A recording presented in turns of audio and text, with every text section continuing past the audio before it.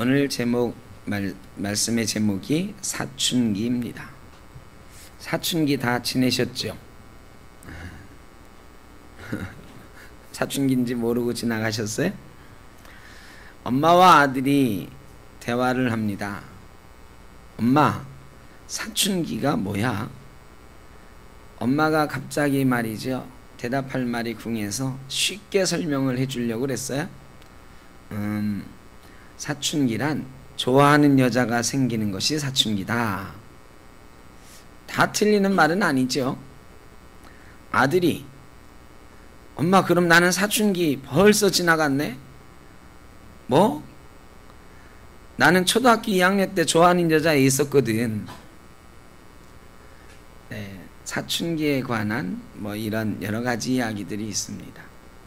사춘기는 육체적, 정신적으로 성인이 되는 시기, 성호르몬의 분비가 증가하여 2차 성징이 나타나며 생식 기능이 완성되기 시작하는 시기로 이성에 관심을 가지게 되고 춘정을 느끼게 된다.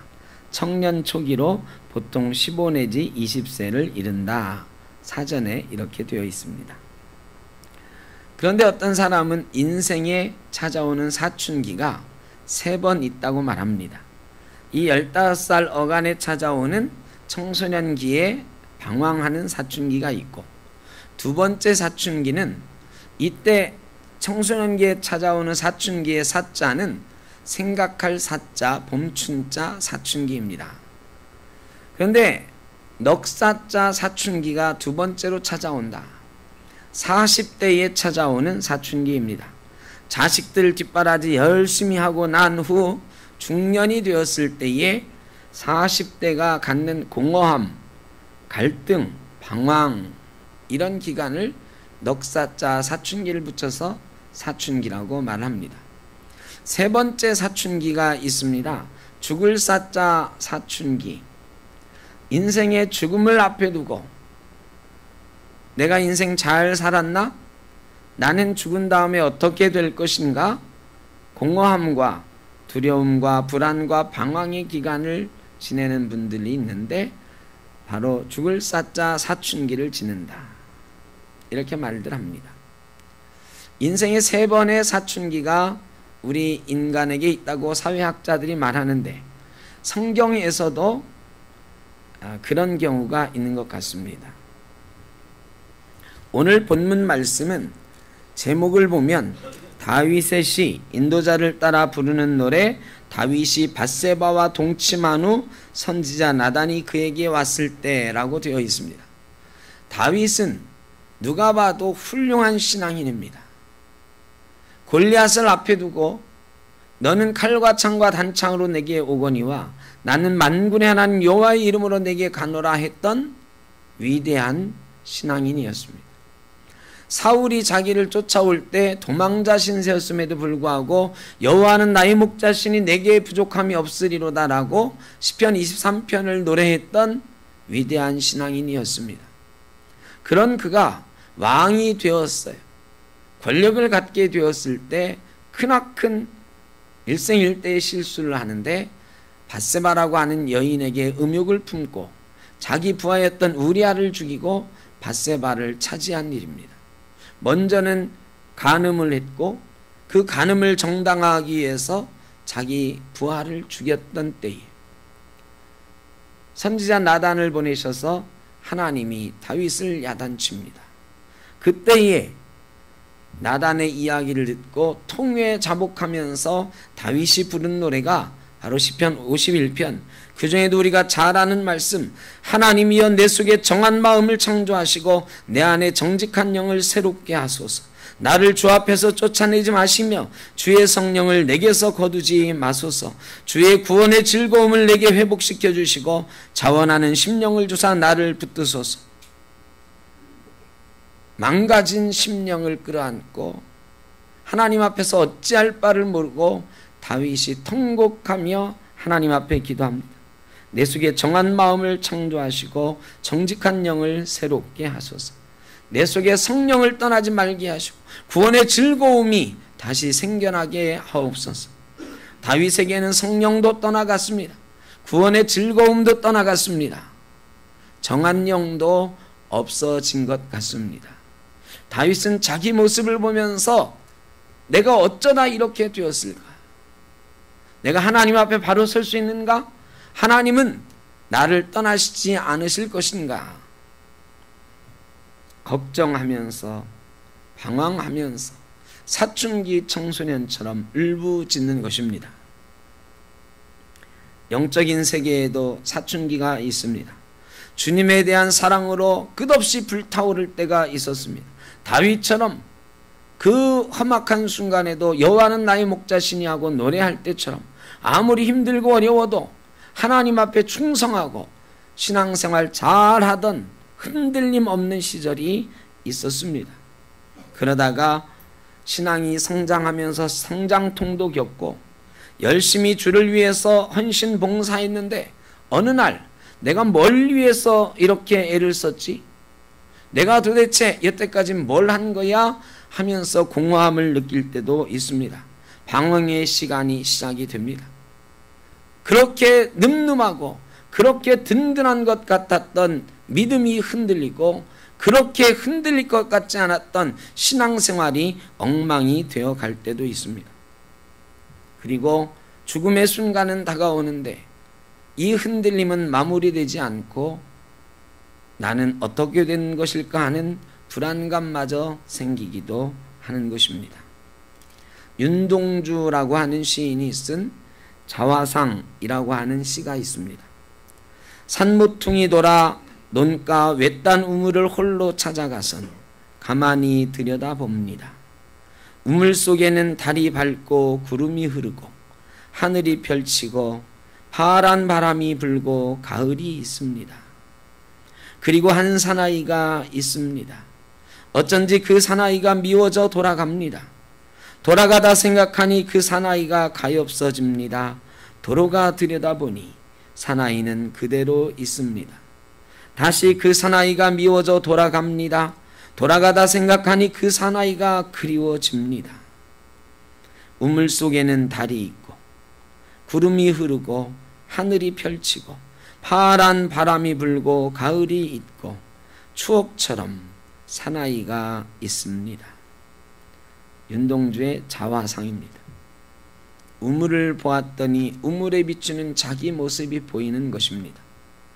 그 자기 모습을 보자니 이유 없이 어쩐지 미워졌습니다. 너는 왜 그 모양이니? 너는 어쩌다 그렇게 됐니? 우리가 거울을 보면서 우리를 향해 가끔 그럴 때 있죠. 정 목사 너 왜 그러니? 이럴 때 있죠. 김 권사 너 왜 그러니? 김 장로 너 왜 그러니? 나에게 스스로 물어볼 때가 있습니다. 거울을 뒤로 하고 획 돌아섭니다. 나의 모습이 미워져서 획 돌아섭니다. 돌아가다 생각하니 내가 스스로 가여워집니다. 다시 우물가로 가보니 여전히 그 우물에 비친 자기 모습이 거기에 있습니다. 거울에 비친 내 모습이 거기에 있습니다. 그리고 한참 쳐다보고 있자니 또 미워집니다. 내가 이거밖에 안 되는 존재였는가? 내가 이러려고 예수 믿었나? 이러려고 목사 됐나? 내가 이것밖에 안 되는 사람이었나? 미워져서 돌아갑니다. 돌아가다 생각하니 또다시 그래도 내 얼굴 그리워집니다. 추억처럼 사나이가 있다고 윤동주는 기록을 하고 있습니다. 내 자신을 보면 미워질 때가 있고 어떤 때는 한없이 가여워 보이기도 하고 그러다가 다시 미워지고 그러나 미워할 수 없는 내 자신이 있습니다. 한없이 그리워지는 나의 모습이 있습니다. 내가 예전에는 이렇지 않았는데 내가 목사 안수 받을 때 장로 임직할 때 권사 임직할 때 이러지 않았는데 내가 예수 처음 믿을 때는 이러지 않았는데 그때가 한없이 그리워지고 종잡을 수 없는 감정의 널뛰기가 내 속에 시작이 됩니다. 하이쿠라고 하는 시의 종류가 있습니다. 하이쿠 시는 한 줄로 쓰는 시예요. 일본에서 오래전부터 한 줄짜리 시를 쓰는 사람들이 있었습니다. 아무것도 가진 것 없이 여행하면서 그저 귀뚜라미 한 마리를 보아도 시 한 수 한 줄 읊고 허수아비 하나 봐도 한 줄 시 쓰고 이러는 사람들이 생겨났어요. 길에서 마주치는 풍경에 대해, 자연과 인생에 대해, 물고기 눈에 어린 눈물에 대해 수백 년 전 일본에서 시작돼서 오늘날 일본에만 100만 명 정도의 이 하이쿠 시인이 있답니다. 그리고 일본에만 있는 게 아니라 미국과 유럽 등에서도 하이쿠 시인들이 많이 생겨나고 있습니다. 이 하이쿠 시인 중에 코바야시 이사라고 하는 사람이 쓴 1800년대에 쓴 한 줄짜리 시에 강물에라고 하는 시가 있습니다. 강물에 떠내려가는 나뭇가지 위에서 아직도 벌레가 노래를 하네. 이게 시 끝이에요. 강물에 떠내려가는 나뭇가지 위에서 아직도 벌레가 노래를 하네.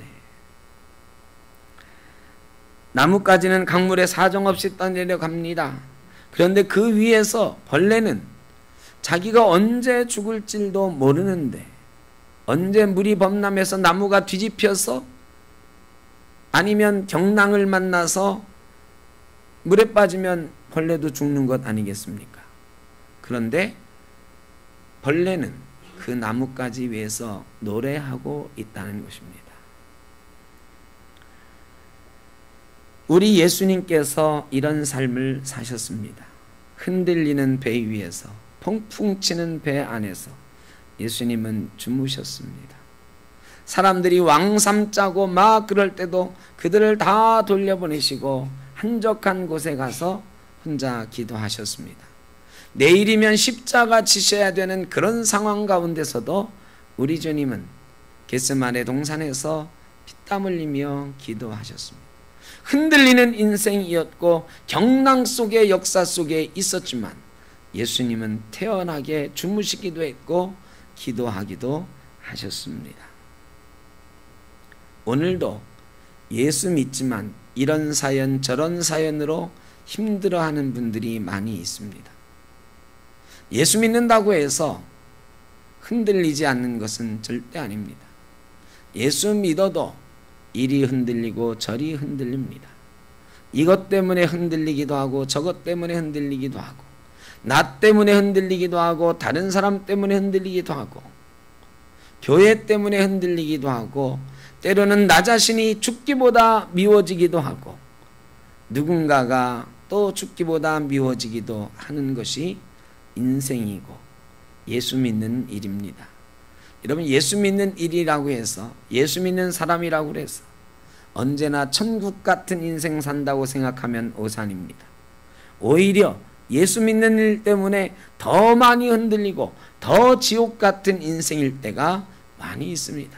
마치 폭풍 속에 강물에 떠가는 나무 위에 있는 벌레처럼 위태한 인생 여정을 하고 있는 사람들도 있습니다. 여러분, 예수님이 그러실 때도 있었다. 그런데 예수님은 태연하게 주무시기도 했고 기도하시기도 했습니다. 저와 여러분, 그렇게 힘들고 어려운 가운데 인생의 어떤 사춘기를 보내고 계십니까? 그렇다면 오늘 이렇게 기도해 보시기를 바랍니다. 강물 위를 떠가는 나뭇가지 위의 벌레처럼 나도 노래하게 하옵소서. 그 벌레의 노래를 나도 하게 하옵소서. 오늘 다윗의 말을 빌자면 구원의 기쁨을 다시 한번 노래하게 하옵소서.